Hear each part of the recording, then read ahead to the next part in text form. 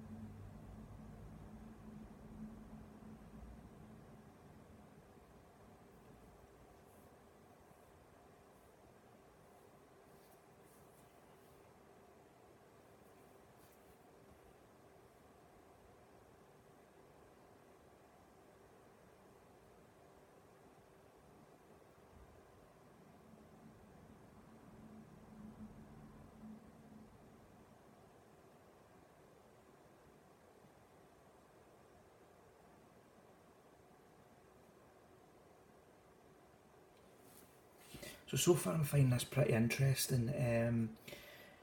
DirectX 12, I can notice it right now, and obviously that's why I'm going to do these two videos. The first settings we're at already, you can notice, I notice a higher frame rate on DirectX 12. So indeed it seems to provide better performance, better frames than with it off.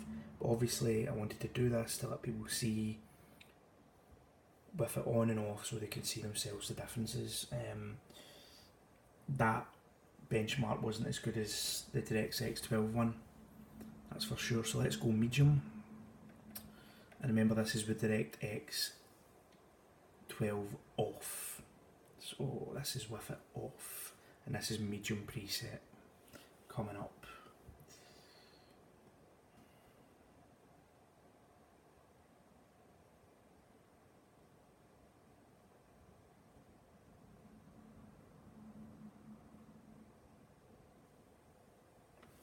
And remember as well, sometimes when you do the benchmarks, give or take a couple of frames per second when you're monitoring it, sometimes it can affect the frames per second ever so slightly. So just be aware of that when you do the monitoring software, it can affect the frames per second somewhat, so just bear that in mind.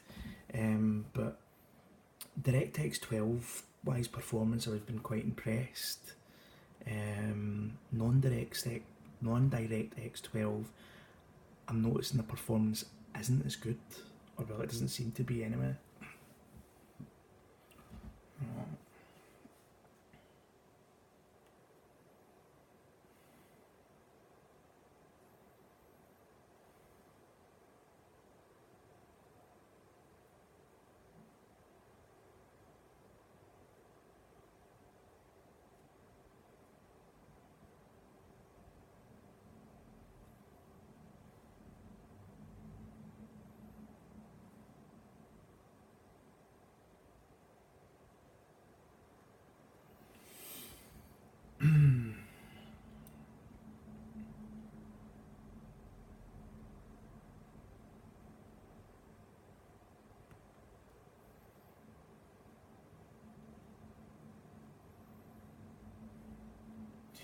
And please also remember as well, I'm not using MSI Afterburner or Throttlestop, so I'm not undervolting just now, and I'm not using MSI Afterburner to overclock. Just bear that in mind. This is just out the box benchmarks at the moment, with no changes apart from the current updates to the GPU via NVIDIA.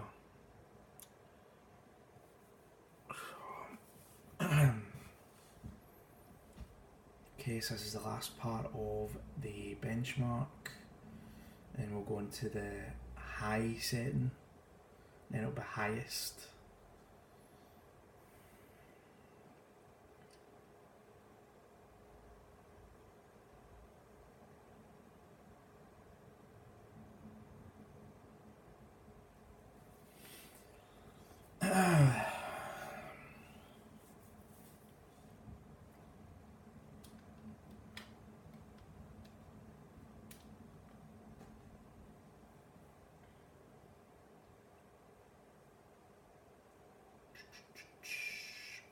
Definitely when you come down into the marketplace here, compared to DX12, you're definitely not getting as much frames.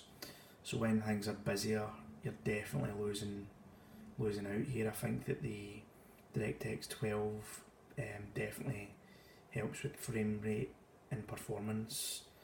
It's sort of better optimised, I believe, for this processor and this desktop PC, which is what you're wanting really. 40, mid 40s, mid to high 40s at times. High 30s even when you go down. Okay, so that's that setting done. So I'm going to go back here, we'll go into the next setting, and then so high, and then after that we'll do the highest and we'll finish up the video. So that's the texture's been loaded, so let's run the benchmark. 30 seconds roughly for this to load.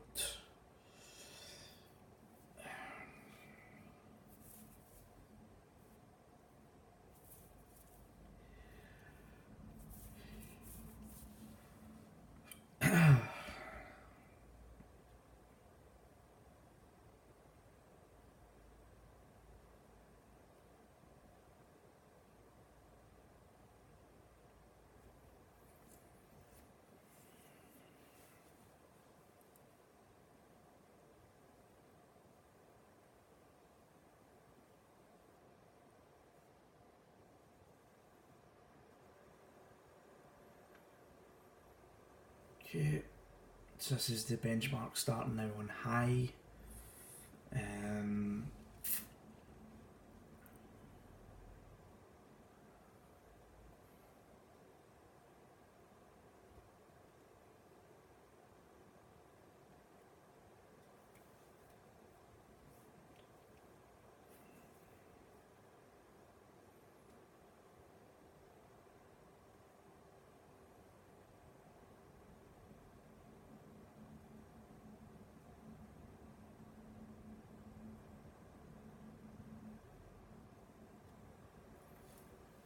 Okay, we're going into the last part now on highest, or well, sorry, the second last scene. Getting a bit ahead of myself there. These benchmark videos for this game's a bit longer than the previous game. Hey ho, we need to do the benchmarks for people to see, so be it.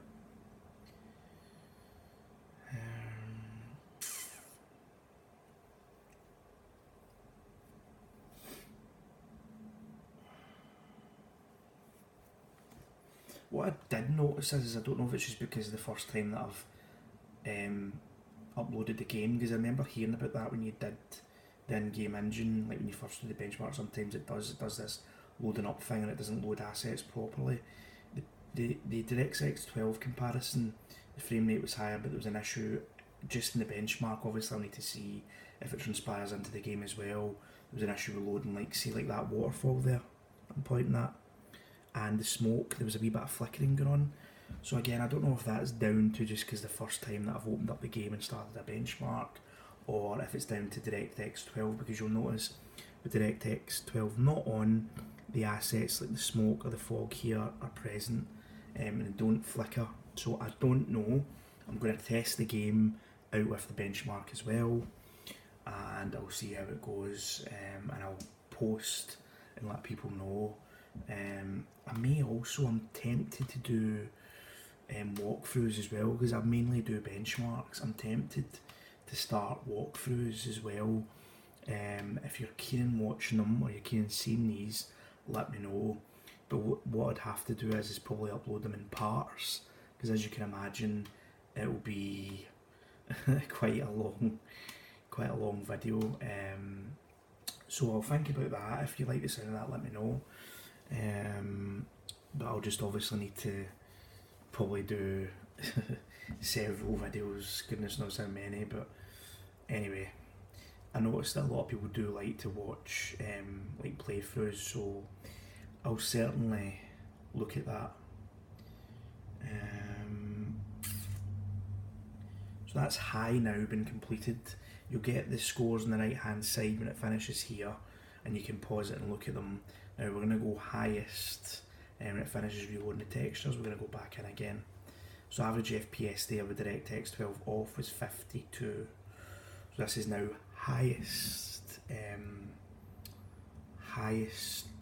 graphics preset set coming up here. Excuse me.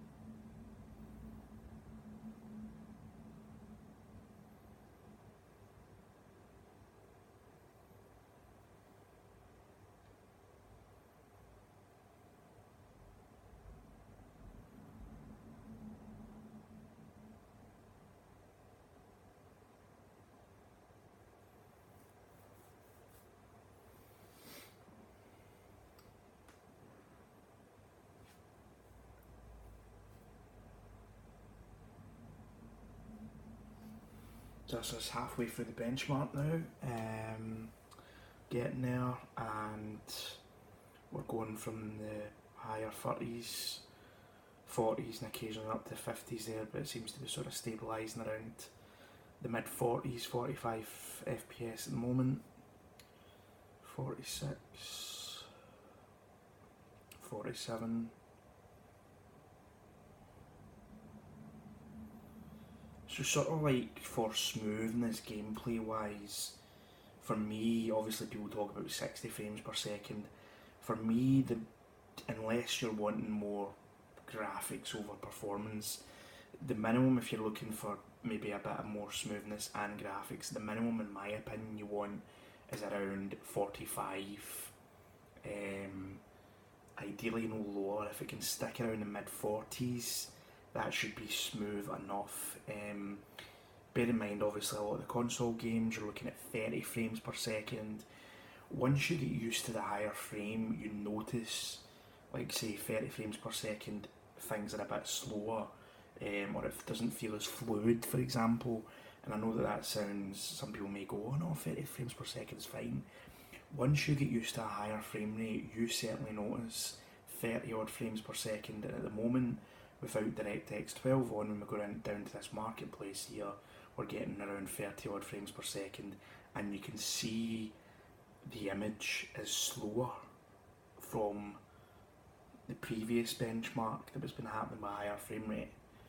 I mean, it's playable at 30 odds, of course, but for me, for smoothness wise, you don't want to be going below 45, definitely in my opinion. And you'll see it smooths up a bit more here when it gets near 45. Yeah, it's smooth, like here we go, there's 45 there, it's a lot smoother than what it was there when it first went into the market. So that is us for Shadow of the Tomb Raider's benchmark. We have done DirectX 12 on, and we've done DirectX 12 off. So I'm going to upload both videos with it on and off for you to watch. Please give us a like, subscribe, and if you get any comments, let me know. And if you would like to see me doing walkthroughs, comment, let us know if you're keen on it, and I'll look at doing that. Okay, thanks for watching. Bye bye.